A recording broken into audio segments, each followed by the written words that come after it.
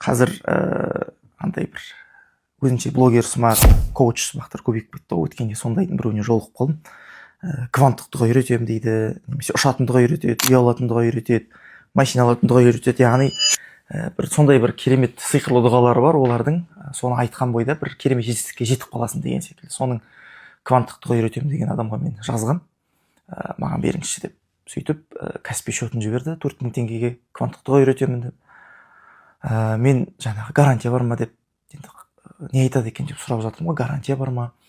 Енді ол кісіде жаңағы су жұқпайтын адам екен. Алла себеп, біз тек себебін жасаймыз, қабыл етуші Алла деп. Сөйтіп жаңағы менің ақшам болмай тұр, маған көмектесіңіз, сіздің дұғаңызды үйреніп, қарыздан құтылайын, содан кейін беремін деген секілді сылтаулар айтып едім. Алла береке берсін деген стикер жіберді де құтылып кетті. Яғни осындай болмайтын нәрсемен дінді ортаға салып ақша табатын адамдар көбейіп кетті. Яғни сіздің бір ерекше бір дұға жоқ, соны біліңіз.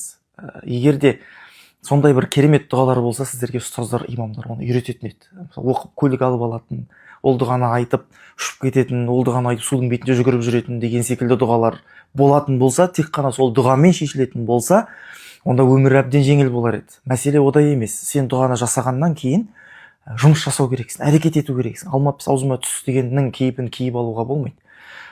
Сол үшін де осындай бір дүмше молдаларға алдана бермеңіздер.